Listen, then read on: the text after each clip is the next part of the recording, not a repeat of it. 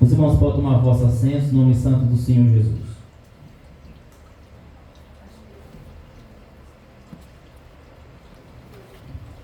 Irmãos, todos nós sabemos que há pessoas que muitas vezes elas erram na vida e não erram na intenção de errar.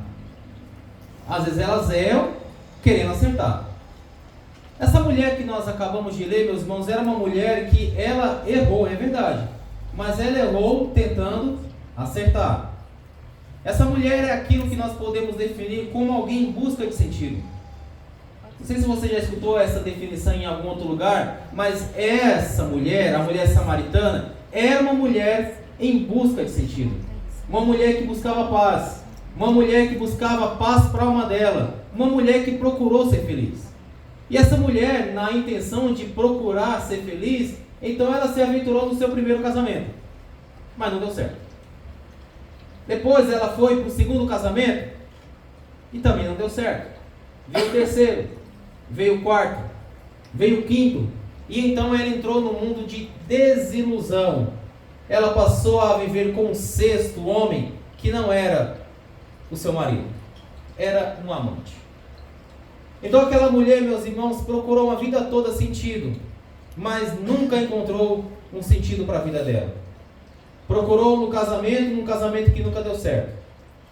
De uma hora para outra, desiludida com a vida, sem paz no coração, foi se aventurar no campo da promiscuidade, no campo do adultério, no campo do pecado. O fato é, meus irmãos, que essa mulher, ela vivia em uma região que é conhecido como a região de Samaria. Uma região, meus irmãos, em que o fato da pessoa ser de Samaria já ditava ela como uma pessoa muito pecadora, como uma pessoa perversa, como uma pessoa sem Deus no coração. Para os irmãos terem uma ideia, o texto vai dizer para nós que era necessário Jesus Cristo passar por Samaria. O texto inicia dizendo que era necessário Jesus passar por Samaria. Jesus estava na Judéia, de acordo com o versículo 3, pregando na Judéia. Da Judéia até Samaria seria um percurso muito fácil, mas na época tinha 3 percursos em direção a Samaria. 3 percursos. O primeiro era você sair da Judéia e você não passar por Samaria, que era o percurso mais difícil que tinha. Então Jesus estava saindo da Judéia e estava indo em direção a Galileia. O percurso mais rápido era ele passar por Samaria, mas esse percurso ninguém fazia. Por quê? Porque os judeus não falam com os samaritanos. São povo inimigo. Então o caminho mais fácil era passar pelo campo do inimigo, pela terra do inimigo. Era o caminho mais fácil, mas ninguém fazia esse caminho. Tinha um segundo caminho, que era um caminho mais difícil. Para não passar pelo campo do inimigo, eles davam a volta, percorrendo a costeira que é a praia lá de Israel, que faz divisa com o mar Mediterrâneo. Então eles poderiam ir pela área costeira do mar Mediterrâneo. E então lá em cima dava a volta e entrava na Galileia. O terceiro caminho, que também era muito mais difícil, era você atravessar o Rio Jordão, passar por uma região chamada Pérea, que é onde João Batista batizava, e subindo ao norte, cruzava lá em cima, perto do mar da Galileia, e entrava na Galileia. Então eram 2 caminhos difíceis. Ou você cortava o Jordão, ou você ia beirando a praia do mar Mediterrâneo. Mas ninguém ia pelo caminho do meio, que era o caminho mais difícil, que era o caminho mais fácil, porque eles iriam passar dentro da terra de Samaria. Mas, meus irmãos, Jesus Cristo, que não está ligado, que não está preocupado com as preocupações humanas, que não está preocupado com o que diz as pessoas, ele decide passar por dentro de Samaria. E ele não apenas decide passar por Samaria, mas ele ainda passa perto de uma cidade chamada Sicar. O que significa a palavra Sicar? Terra dos bêbados. Pois muito bem. Jesus decide passar no terreno de Samaria, porque lá naquele lugar tinha uma mulher que precisava ser salva. E essa mulher era a mulher que já tinha passado por 5 casamentos.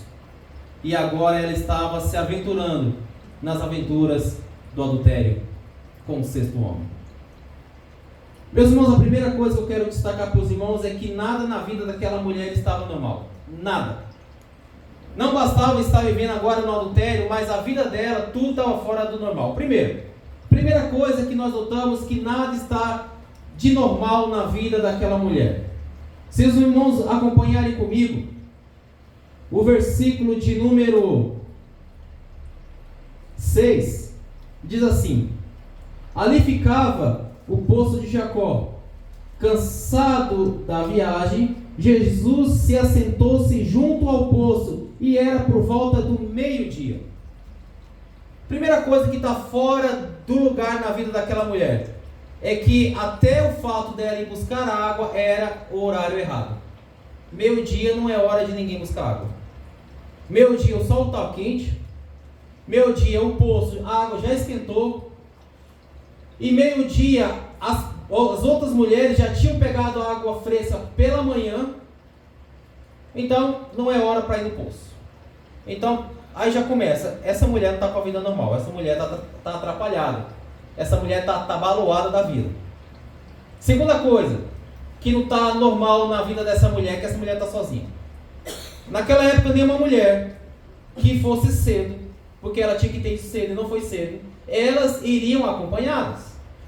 Se você for ver o registro lá de Gênesis 35, quando fala que Sara foi no poço, diz o texto que Sara estava acompanhada de suas funcionárias. Então a mulher não se andava sozinha, mas aquela mulher andava sozinha. Ela estava sozinha no horário errado,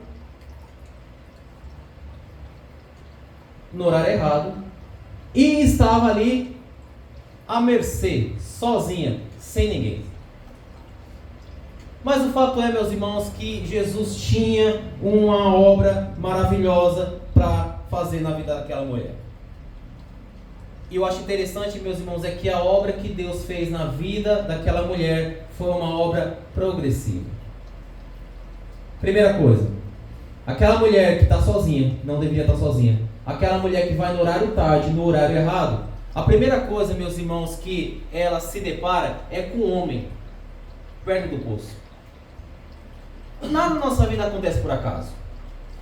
Aquela mulher não foi no horário errado porque ela quis.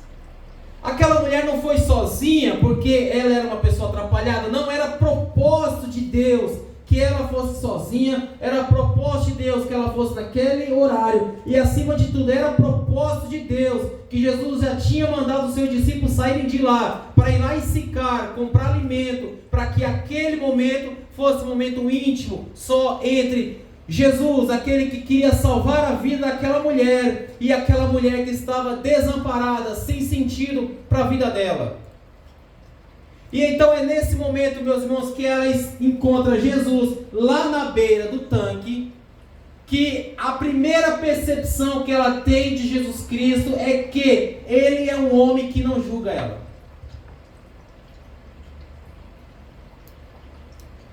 A primeira fala que Jesus se refere àquela mulher não é alguém como que condena as ações dela, as atitudes dela, as escolhas dela. Qual foi a ponte que Jesus usou para poder entrar, acessar o coração dela? Foi um favor. Ele fez um pedido, pediu um favor para ela. Você pode me dar água? Então Jesus não levou em consideração a história daquela mulher. Não levou em consideração as falhas daquela mulher. Como que Jesus se dirige para um pecador? Você pode me fazer um favor? Com isso, Jesus Cristo estava abrindo as portas para o coração daquela mulher. E deixe-me aqui trazer um exemplo para você do texto que você vai se lembrar. Aquela mulher era uma mulher rude. Aquela mulher era uma mulher rude. A resposta que ela dá ao pedido do favor que Jesus pede é uma pessoa rude. Mas ela não é rude porque ela quer ser rude. É que a vida e as pessoas fizeram com que ela se tornasse rude. Alguns de nós, meus irmãos, por causa da vida, por causa das coisas que nos acontecem, faz com que nós viemos ficar um pouco mais brutos, estúpidos, para com algumas situações. Não porque nós foi do nosso querer chegar a esse ponto, mas é porque a vida e as pessoas fizeram isso com nós. E aquela mulher era vítima do seu tempo. Naquela época diziam os costumes que uma mulher, ela era menos do que nada. Ela era um objeto. E aquela mulher, meus irmãos, até aquele momento foi apenas um objeto na mão dos homens. Naquela época, meus irmãos, mulher não pedia separação. Ela nunca pediu divórcio de nenhum homem. Foi os homens que se divorciaram dela. Então 5 homens usaram aquela mulher como objeto. Então aquela mulher, com o tempo, ela se fechou para a vida. Com o tempo, aquela mulher se tornou rude, áspera, ignorante. E um simples pedido de favor faz com que ela responda de uma forma muito ríspida. O senhor não está vendo que eu sou mulher? Você não está vendo que você é judeu e você não é apenas homem judeu, mas eu sou mulher samaritana? Então a primeira resposta daquela mulher é uma resposta ríspida, porque ela construiu para ela uma armadura que fazia com que ela repelisse a qualquer tipo de acesso por parte de qualquer homem. Só que aquela mulher, de irmão, não sabia que Jesus Cristo era o único homem que iria olhar para ela e não iria ver ela como objeto. Iria olhar para ela e estava disposto a resgatar aquela alma que estava ferida, que estava angustiada, que estava triste, que estava cabisbaixo. Então, meus irmãos, quando Jesus Cristo acessa o coração dela e pede um favor para ela, ela entende que Jesus então está olhando para ela não como um objeto, mas como um alguém. Como alguém. Se você ler comigo aqui o versículo de número 8, diz assim, ou melhor, versículo de número 9. Então a mulher samaritana perguntou a Jesus: como sendo o Senhor um judeu, me pede água a mim que sou mulher samaritana? Quando essa mulher ela responde isso, a primeira definição que ela tem de Jesus é que ele é um judeu. E a ideia que tinha-se de judeu naquele tempo era alguém que buscava a Deus. Era alguém temente a Deus. Então, irmã Andressa, quando ela se refere a Jesus como judeu, ela está dizendo: esse homem não vai fazer nenhum mal. Esse homem não vai me fazer de mim mais uma vez, como eu fui feita durante tantos anos, um objeto. Porque ela reconhece que um judeu é alguém que se pressupõe, que se entende, que teme a Deus. Então a primeira definição que ela tem é que ele é um judeu, alguém que teme a Deus. E então quando ela chega a essa concepção, Jesus vai abrir para ela uma outra porta. Ele vai sair agora do judeu e vai mostrar para ela que ele é alguém maior do que o judeu. Ele é alguém que é maior do que Jacó. Ou seja, ele não é apenas alguém que é conhecido por ser alguém que teme a Deus. Ele vai ser agora considerado como alguém que é maior do que aquele que começou a história dos judeus. Quem é esse? O Jacó. Olha o que diz o versículo de número 10. Da transição do judeu para alguém maior do que Jacó. O versículo de número 10 vai agora mostrar para nós que Jesus Cristo então agora não pede, ele vai oferecer para a mulher. Se você conhecesse o dom de Deus e e quem é o que está lhe pedindo água para beber? Você lhe pediria e ele lhe daria água viva. Aí olha o que diz a resposta da mulher no versículo 12. Por acaso o Senhor é maior do que Jacó? A primeira intuição que ela teve, já que Jesus abriu o coração dela de uma forma diferente dos demais, então a primeira coisa que ela viu, ele é diferente, ele é judeu. Mas quando Jesus agora não pede, ele oferece, versículo 10, ele oferece água, agora ela vê, não, ele é muito mais do que um cristão. Ele é muito mais do que alguém que tem a Bíblia debaixo do braço, de alguém que diz que vai para a igreja. Por acaso o Senhor é maior do que Jacó? A maior referência que eu tenho de um homem de Deus? E então, meus irmãos, quando ela chega a esse aspecto aqui, nesse momento, Jesus Cristo vai dizer para ela, não, minha filha, não. Versículo 10. Se você conhecesse quem está falando com você, e eu sou maior do que Jacó, você ia me pedir para mim uma água, e essa água você nunca mais voltaria a ter sede. Então, quando ela escuta isso, ela está olhando apenas aqui para o horizonte, porque primeiramente ela achou que Jesus era um judeu diferente. Depois ela vai comparar Jesus Cristo como alguém maior do que Jacó. Então o campo de visão dela é apenas aqui na terra. Por isso que ela pede, Senhor, me dá-me de beber para que eu não volte mais aqui. Porque ela entendeu a mensagem de forma errada. Ela entendeu que tudo que a mensagem, tudo que a palavra de Deus podia fazer para ela, era para aqui e para agora. E o apóstolo Paulo vai dizer que se nós esperamos apenas as coisas para essa vida, nós somos os mais miseráveis de todos os homens. Então, tudo que ela estava entendendo aqui, aquilo que Jesus podia oferecer, e ele era maior que o judeu, maior que o Jacó, era apenas para essa vida. Por isso que ela diz, eu quero beber dessa água, para mim nunca mais voltar a ter. Ela entendeu errado a mensagem. Ela não estava entendendo que a água que Jesus Cristo queria oferecer para ela não era essa água física, mas era a água que iria matar a sede dela espiritual. Mas aí, meus irmãos, tem um outro degrau.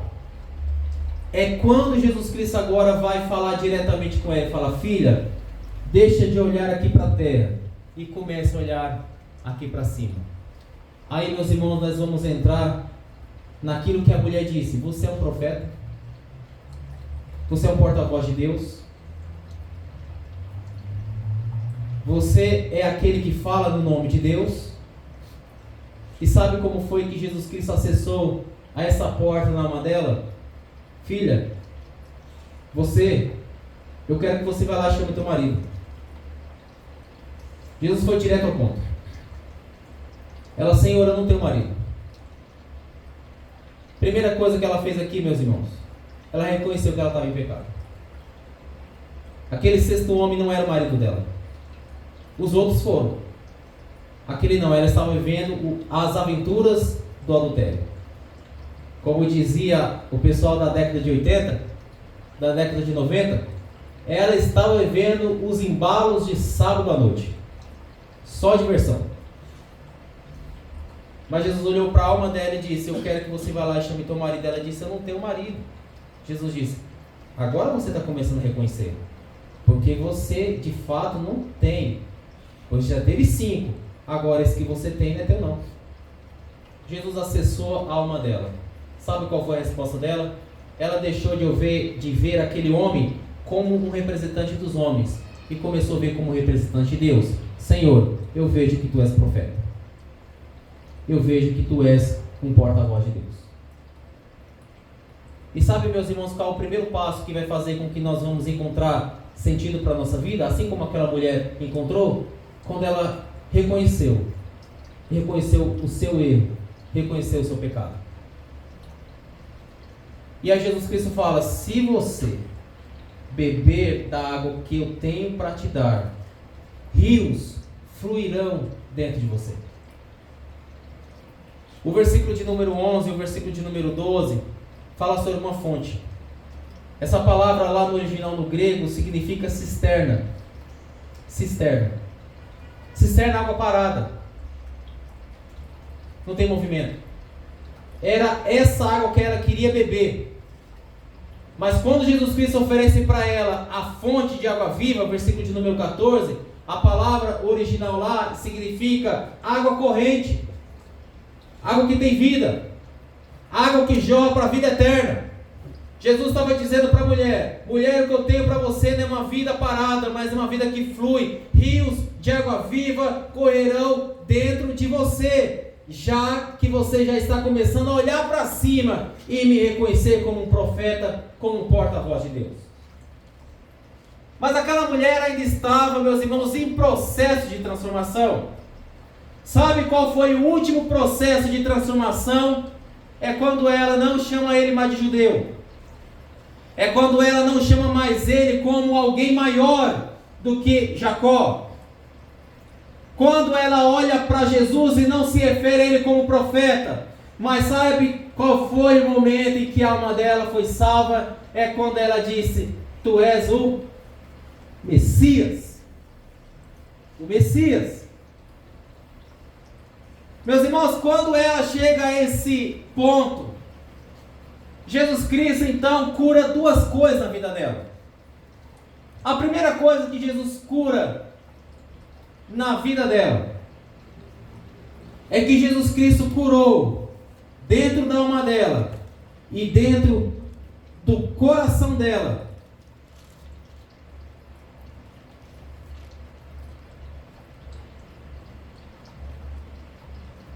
a dificuldade que ela tinha de adorar a Deus.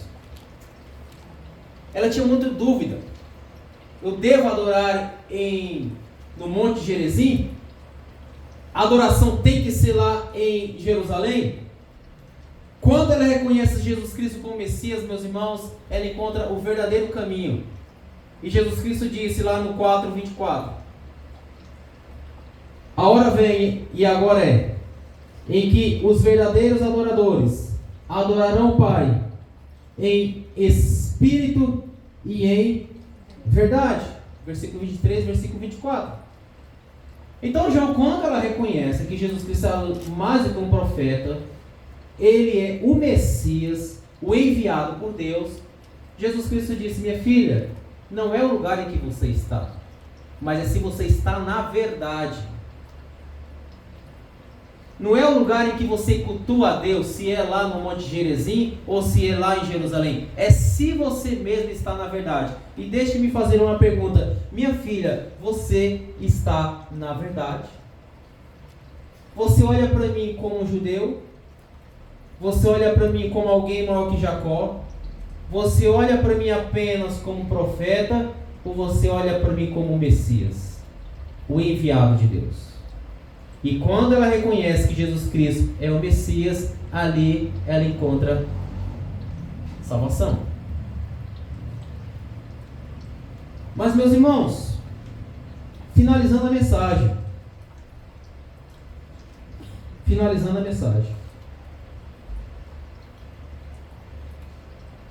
Aquela mulher foi transformada, meus irmãos, de uma forma maravilhosa por Jesus Cristo. Mas o fato de você ser salvo não apaga o que fizeram com você. O fato de hoje você estar na casa de Deus não apaga os machucados que fizeram com a sua alma. Mas agora é que vem a questão: como é que você vai lidar com isso? Como é que você vai lidar com as pessoas que um dia machucaram você? Como é que você vai lidar com as pessoas que um dia feriram o seu coração? Porque lá em Samaria, ela era conhecida como uma qualquer. Uma mulher que foi abandonada por 5 homens. E agora vivia as aventuras do adultério. Essa mulher não tinha companheira, amiga, nem para acompanhar ela para tirar água. E como ela não queria ser vista por ninguém, porque o passado dela condenava ela iria no horário que não ia ter ninguém. Até o dia que ela encontrou alguém. Interessante isso, né? No dia que ninguém encontrou alguém. No dia em que uma ninguém, desprezada pelos homens, encontrou o Salvador do mundo, Jesus Cristo de Nazaré. Mas o fato é, meus irmãos, que aquela mulher agora reconhece que Jesus é o Messias.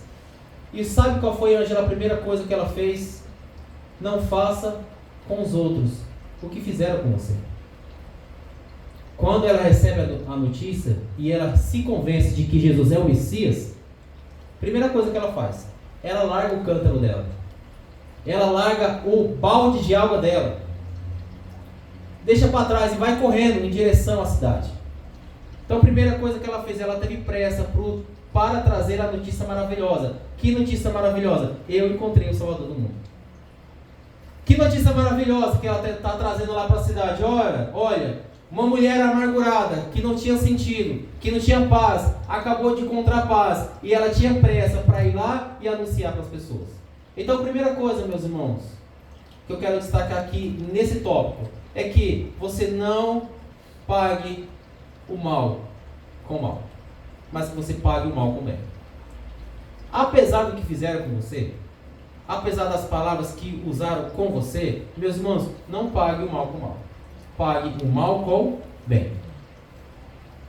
Agora, quando Jesus Cristo liberta, meus irmãos, a Bíblia fala, se o Filho do Homem vos libertar, verdadeiramente sereis livres. Meus irmãos, irmão Edivaldo, como foi que essa mulher se apresentou lá? Como foi que ela chegou lá?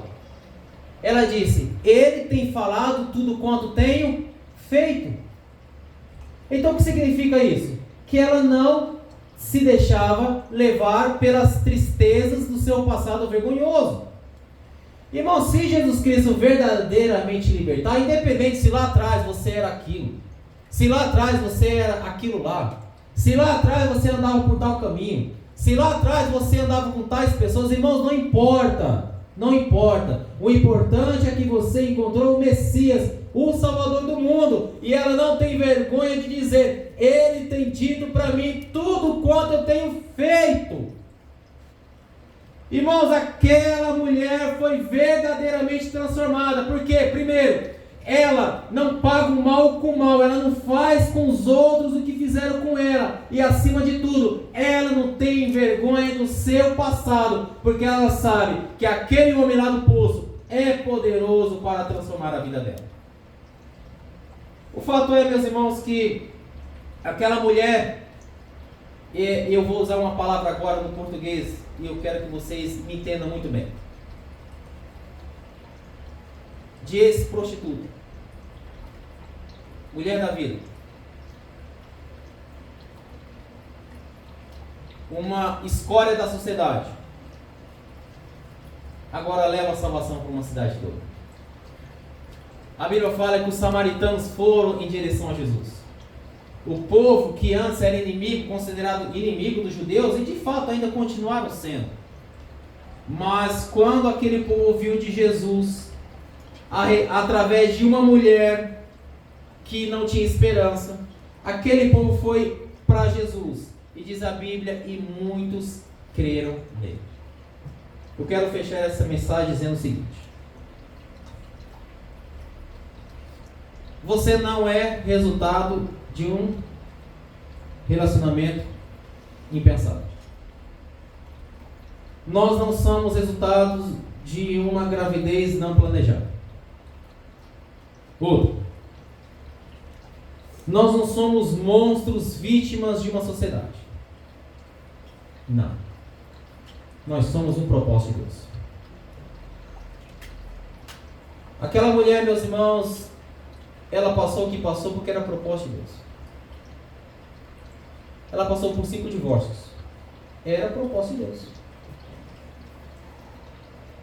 Irmãos, ela era escorraçada até mesmo dentro da cidade. Era propósito de Deus. Ela não tinha uma amiga para contar as notícias do dia. Era propósito de Deus. Então, os teus sofrimentos é um propósito de Deus.